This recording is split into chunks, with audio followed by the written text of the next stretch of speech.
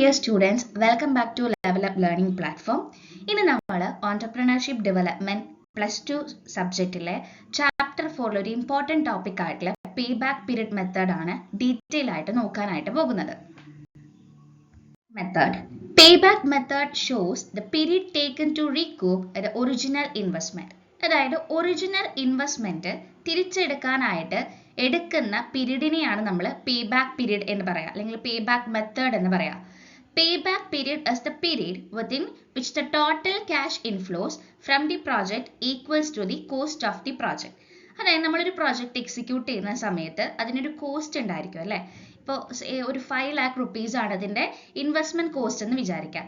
അങ്ങനെയാണെങ്കിൽ ഈ investment cost തിരിച്ചു കിട്ടാനായിട്ട് എത്ര നാളത്തെ ക്യാഷ് ഇൻഫ്ലോസ് കൊണ്ടാണ് ആ ഒരു cost of the project cover ചെയ്യാൻ പറ്റുന്നത് എന്ന് നോക്കുന്ന ഒരു മെത്തേഡാണ് പേബാക്ക് മെത്തേഡ് എന്ന് പറയുന്നത്. Here, cash inflows means profit after tax but before depreciation. ഇവിടെ പ്രോഫിറ്റ് എന്ന് പറയുന്നത് എന്താണ്? ടാക്സ് കഴിഞ്ഞിട്ടുള്ള എന്നാൽ ഡിപ്രീസിയേഷന് മുൻപുള്ള പ്രോഫിറ്റിനെയാണ് ഇവിടെ ക്യാഷ് ഇൻഫ്ലോ ആയിട്ട് കണക്കാക്കുന്നത്.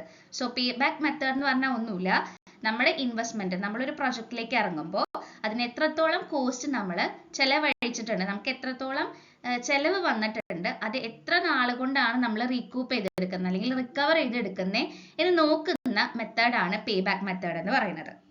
പെട്ടെന്ന് തന്നെ പ്രോബ്ലത്തിലേക്ക് കടക്കാണ്, ഡീറ്റെയിൽ ആയിട്ട് കുറെ പറയുന്നില്ല. നമുക്കിവിടെ പ്രോബ്ലം ആണ് ഫോക്കസ് ചെയ്യാനായിട്ടുള്ളത്. മിക്കപ്പോഴും പ്രോബ്ലം ആയിട്ടാണ് ചോദിക്കാറുള്ളത്, പിന്നെ വൺ വേർഡ് ആയിട്ടും ചോദിക്കാറുണ്ട്, എന്താണ് പേബാക്ക് പീരീഡ് എന്നുള്ള രീതിയിൽ ചോദിക്കാറുണ്ട്.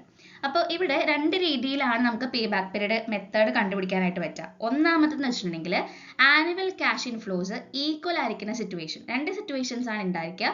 ഫസ്റ്റ് വൺ ഇസ് ഈക്വൽ ആയിരിക്കുന്ന സിറ്റുവേഷൻ അല്ലെങ്കിൽ യൂണിഫോം ആയിരിക്കുന്ന സിറ്റുവേഷൻ. രണ്ടാമത്തെന്ന് പറയുന്നത് അൺഈക്വൽ ആയിട്ടുള്ള സിറ്റുവേഷൻ ആണ്. അപ്പോൾ ഒന്നാമത്തെ സിറ്റുവേഷൻ അതായത് ആനുവൽ ക്യാഷ് ഇൻഫ്ലോസ് എല്ലാം തന്നെ ഈക്വൽ ആയിട്ടുള്ള യൂണിഫോം ആയിട്ടുള്ള ഒരു സിറ്റുവേഷൻ ആണെന്നുണ്ടെങ്കിൽ നമ്മൾ ഈ ഒരു ഇക്വേഷൻ ആണ് അപ്ലൈ ചെയ്യുക പേബാക്ക് പീരീഡ് കണ്ടുപിടിക്കാനായിട്ട്.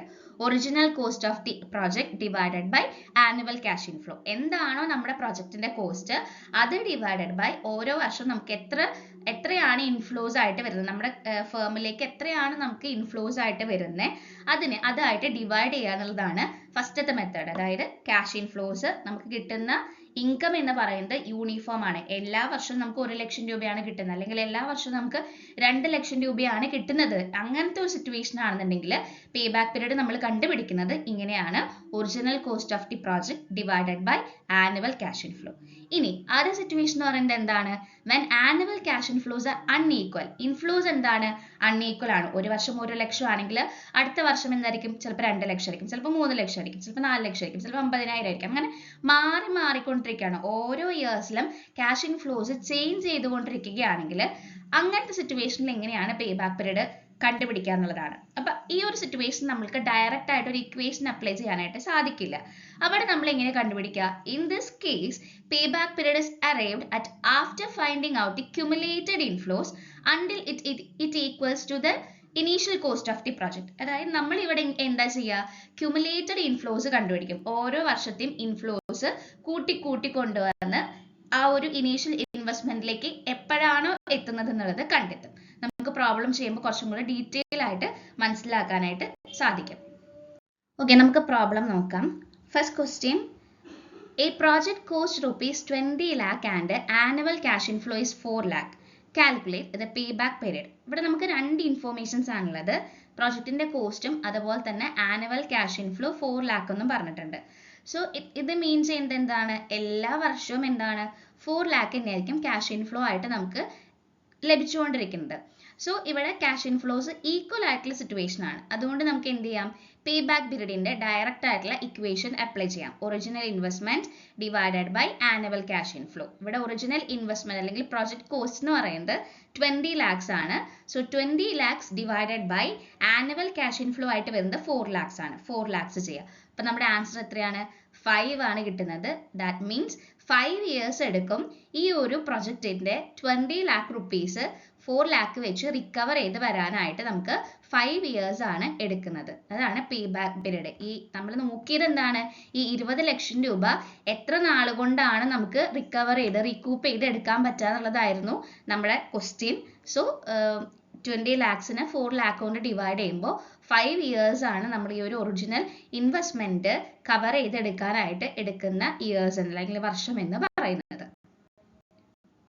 അടുത്തൊരു സിറ്റുവേഷൻ നോക്കാം. ഇതാണ് മിക്കപ്പോഴും നമ്മുടെ 6 mark ക്വസ്റ്റ്യൻ ആയിട്ട് ചോദിക്കാറുള്ളത്.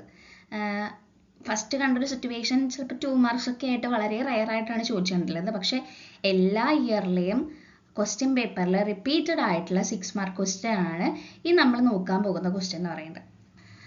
Determine the payback period for a project which requires an investment of rupees 5 lakh and generate cash inflows of 1 lakh, 2 lakh, 4 lakh and 3 lakh in the first, second, third and fourth year respectively. So here നമുക്ക് മനസ്സിലാക്കാൻ പറ്റാവുന്ന ഒന്നാണ് ഇതെന്ന് പറയുന്നത് second situation ആണ്. കാരണം ഇവിടെ എല്ലാ ഇയേഴ്സിലെയും ക്യാഷ് ഇൻഫ്ലോസ് ഡിഫറെൻ്റ് ആയിട്ടാണ് തന്നിട്ടുള്ളത്. നമ്മുടെ ഫസ്റ്റ് സിറ്റുവേഷൻ എന്ന് പറയുന്നത് എങ്ങനെയായിരുന്നു? ക്യാഷ് ഇൻഫ്ലോസ് എല്ലാം ഈക്വൽ ആയിട്ടുള്ള സിറ്റുവേഷൻ ആയിരുന്നു. ഇവിടെ എന്ന് പറയുമ്പോൾ എന്താണ്? എല്ലാ ഇയറിലെയും ക്യാഷ് ഇൻഫ്ലോസ് ഡിഫറെൻ്റ് ആണ്. അതുപോലെ നമ്മുടെ കോസ്റ്റ് ഓഫ് ദി ഇൻവെസ്റ്റ്മെന്റ് എന്ന് പറയുന്നത് 5 lakh rupees ആണ്. സോ നമ്മൾ ഇവിടെ ഒരു ടേബിൾ ക്രിയേറ്റ് ചെയ്യുകയാണ് ആദ്യം ചെയ്യേണ്ട കാര്യം എന്ന് പറയുന്നത്. Year, annual cash inflow, cumulated cash inflow എന്ന രീതിയിലുള്ള ഒരു ടേബിൾ, 3 കോളം ഉള്ള ഒരു ടേബിളാണ് നമ്മൾ ക്രിയേറ്റ് ചെയ്യേണ്ടത്. അതിൽ ഒന്നാമത്തെ കോളത്തിൽ നമ്മൾ ഇയർ കൊടുക്കുക, 1, 2, 3, 4 എന്നുള്ള ഇയേഴ്സ് കൊടുക്കുക. അതുപോലെ തന്നെ ആനുവൽ ക്യാഷ് ഇൻഫ്ലോസിന്റെ കോളത്തിൽ നമുക്ക് ഏതൊക്കെ ഇയറിൽ ഏതൊക്കെയാണോ ക്യാഷ് ഇൻഫ്ലോസ് വരുന്നത്, അതായത് ഒന്നാമത്തെ ഇയറിൽ 1 lakh ആണ്, സെക്കൻഡ് ഇയറിൽ 2 lakh, തേർഡ് ഇയറിൽ 4 lakh, ഫോർത്ത് ഇയറിൽ 3 lakh, അങ്ങനെ ക്യാഷ് ഇൻഫ്ലോസ് എത്രയാണോ ക്യാഷ് ഇൻഫ്ലോസ് എന്നുള്ളത് സെക്കൻഡ് കോളത്തിൽ കൊടുക്കുക. ഇനി തേർഡ് കോളത്തിൽ നമ്മൾ ചെയ്യേണ്ടത് ക്യുമുലേറ്റഡ് ക്യാഷ് ഇൻഫ്ലോസ് ആണ്. ക്യുമുലേറ്റഡ് ക്യാഷ് ഇൻഫ്ലോ എന്ന് വെച്ചാൽ എന്താ?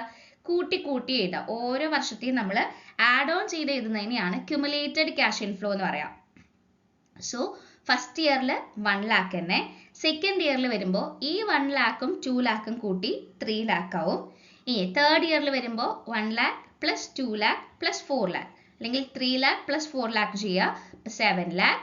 ദെൻ ഫോർത്ത് ഇയറിൽ വരുമ്പോൾ ഇത് 4ഉം കൂട്ടി 10 lakh ആണ് നമുക്ക് വരുന്നത്. ഇവിടെ ഒരു മിസ്റ്റേക്ക് ഉണ്ട്, ഒരു 0 ഞാൻ ഇട്ടിട്ടില്ല. 10 lakh ആണ് ആൻസർ വരുന്നത് കേട്ടോ. 1 lakh plus 2 lakh plus 4 lakhs plus 3 lakhs 10 lakh ആണ് ആൻസർ വരുന്നത്. ഇനി നമ്മൾ ഇവിടെ നോക്കേണ്ട കാര്യം, നമ്മുടെ ഇനീഷ്യൽ ക്യാഷ് ഇൻഫ്ലോ എത്രയാണ്? Initial cash inflow 5 lakh rupees ആണ് നമ്മുടെ ഇനീഷ്യൽ ക്യാഷ് ഇൻഫ്ലോ എന്ന് പറയുന്നത്. സോ ഇവിടെ നമ്മൾ നോക്കുക, ഈ ക്യുമുലേറ്റഡ് ക്യാഷ് ഇൻഫ്ലോയിൽ എവിടെയാണ് 5 lakh വരുന്നത്? ഏത് ക്യാഷ് ഇൻഫ്ലോസിന്റെ ഇടയിൽ? ഇപ്പം നമുക്ക് ഇവിടെ ഡയറക്റ്റ് ആയിട്ട് 5 lakh തന്നിട്ടുണ്ടെന്ന് വിചാരിക്കും. 3 lakhന് പകരം ഇവിടെ എത്രയാ 5 lakh വന്നു എന്ന് വെച്ചിട്ടുണ്ടെങ്കിൽ നമ്മൾ എത്ര ഇയേഴ്സ് എടുക്കും? 2 years എടുത്തുകൊണ്ടാണ് ആ 5 lakh റിക്കവർ ചെയ്തതെന്ന് നമുക്ക് പറയാം.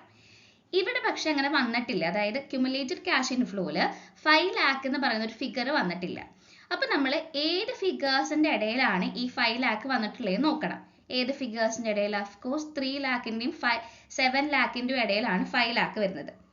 സോ ഇതാണ് നമ്മുടെ ഇമ്പോർട്ടൻ്റ് ആയിട്ടുള്ള 2 ഇൻഫ്ലോസ് എന്ന് പറയുന്നത്, 3 lakhും 7 lakhും. സോ നമുക്ക് കൺഫ്യൂഷൻ ഇല്ലാതെ പറയാൻ പറ്റുന്ന ഒരു കാര്യമാണ്, ഈ 3 lakh ഡിറൈവ് ചെയ്തെടുക്കാനായിട്ട് എത്ര നാൾ എടുത്തിട്ടുണ്ട്? 2 years ആണ് എടുത്തിട്ടുള്ളത്. 2 years കൊണ്ട് നമ്മൾ 3 lakh റിക്കവർ ചെയ്തിട്ടുണ്ട്. ഇനി ബാക്കി എത്ര റിക്കവർ ചെയ്യണം? 2 lakhും കൂടെ റിക്കവർ ചെയ്യണം. ആ 2 lakh നമ്മൾ ഇവിടെ എഴുതിട്ടോ. 2 lakh നമുക്ക് ഇനി റിക്കവർ ചെയ്യാനുണ്ട്. അതായത് 3 lakh 5 lakh ആവാനായിട്ട് 2 lakh വേണം. ഇനി ഈ 2 lakh എത്ര നാൾ കൊണ്ടാണ് റിക്കവർ ചെയ്തതെന്ന് അറിയാനായിട്ട് ഡിവൈഡഡ് ബൈ 4 lakh ചെയ്യുക. അതായത് അടുത്ത വർഷത്തെ ആനുവൽ ക്യാഷ് ഇൻഫ്ലോ ചെയ്യുക. ഈ ഒരു ക്യുമുലേറ്റഡ് ക്യാഷ് ഇൻഫ്ലോസിൽ നിന്ന് എത്ര രൂപയും കൂടി ഇങ്ങനെ നമുക്ക് വേണം 5 lakh ആവാനായിട്ട്, അല്ലെങ്കിൽ ഇനീഷ്യൽ ഇൻവെസ്റ്റ്മെന്റ് ആവാനായിട്ടുള്ളത്. ആ എമൗണ്ട് എഴുതുക, ഡിവൈഡഡ് ബൈ അടുത്ത ഇയറിലെ ക്യാഷ് ഇൻഫ്ലോ എഴുതുക, 4 lakh എഴുതുക. അപ്പോൾ നമുക്ക് എത്ര കിട്ടും? ഇത് വിട്ടിപ്പോകുമ്പോൾ 2 lakhന്റെ പൂജ്യങ്ങളെല്ലാം വിട്ടിപ്പോയി, 5 lakhന്റെയും പൂജ്യങ്ങളെല്ലാം വിട്ടിപ്പോകുമ്പോൾ നമുക്ക് 2/4 എന്നുള്ള ആൻസർ കിട്ടും. ഇത് നമുക്ക് വെട്ടാം, 2ന്റെ മൾട്ടിപ്ലിക്കേഷൻ ആണ്. അപ്പോൾ ഇത് രണ്ടും വെട്ടുമ്പോൾ എത്ര കിട്ടും? 1/2 എന്നുള്ള ആൻസർ കിട്ടും. സോ നമ്മൾ ഇവിടെ ഓൾറെഡി ഒരു 2 കണ്ടുപിടിച്ചിട്ടുണ്ട്. 3 lakh റിക്കവർ ചെയ്യാൻ എടുത്തിട്ടുള്ള 2 yearsഉം പ്ലസ് ഈ 2 lakh എക്സ്ട്രാ ഉള്ള ഈ 2 lakh റിക്കവർ ചെയ്യാനായിട്ട് എത്ര നാളെടുത്തേ? ഈ ½ years, അര വർഷമാണ് നമ്മൾ എടുത്തിട്ടുള്ളത്. സോ മൊത്തം നമുക്ക് 5 lakh റിക്കവർ ചെയ്യാനായിട്ട് എടുത്തിട്ടുള്ള പീരീഡ് എന്ന് പറയുന്നത് 1/2 years ആണ്. അതായത് 2.5 വർഷമാണ് നമ്മളിത് റിക്കവർ ചെയ്യാനായിട്ട് എടുത്തിട്ടുള്ളത്. 2.5 വർഷം. ക്ലിയർ ആയെന്ന് വിചാരിക്കുന്നു. ഒന്നും കൂടെ വേണമെങ്കിൽ പറയാം. ആദ്യം നമ്മൾ നോക്കേണ്ടത് ഇനീഷ്യൽ ഇൻവെസ്റ്റ്മെന്റ് എത്രയാണെന്നുള്ളതാണ്. സോ ഇവിടെ ക്യുമുലേറ്റഡ് ക്യാഷ് ഇൻഫ്ലോസിൽ 5 lakh വന്നിട്ടുണ്ടോ എന്ന് നോക്കാം. ഇവിടെ വന്നിട്ടില്ല. അപ്പോൾ എവിടെയാണോ നമുക്ക് ഏത് ഇൻഫ്ലോസിന്റെ ഇടയിലാണോ 5 lakh വരുന്നത് അത് സെലക്ട് ചെയ്യുക. എന്നിട്ട് അതിന് ഫസ്റ്റ് ഫിഗർ 3 lakh. 3 lakh നമ്മൾ റിക്കവർ ചെയ്യാനായിട്ട് 2 വർഷമാണ് എടുത്തിട്ടുള്ളത്. അത് 5 lakh ആവാനായിട്ട് എത്രയും കൂടെ വേണം? 2 lakh കൂടെ വേണം. ആ 2 lakh നമ്മളിവിടെ എഴുതി ഡിവൈഡഡ് ബൈ നെക്സ്റ്റ് ഇയറിലെ annual cash inflow 4 lakh. So 2/4 കിട്ടും. അതിന് നമ്മൾ ചെറുതാക്കുമ്പോൾ 1/2 ആവും. അങ്ങനെ ടോട്ടൽ 2.5 വർഷം കൊണ്ടാണ് ഈ 5 lakh rupees റിക്കവർ ചെയ്തെടുക്കാനായിട്ട് സാധിക്കുന്നത്. So this is pay back period method. മനസ്സിലായെന്ന് വിചാരിക്കുന്നു. എന്തെങ്കിലും ഡൗട്ട്സ് ഉണ്ടെങ്കിൽ കമന്റ് ബോക്സിൽ അറിയിക്കുക. സബ്സ്ക്രൈബ് ചെയ്യുക, ലൈക്ക് ചെയ്യുക. Thanks for watching.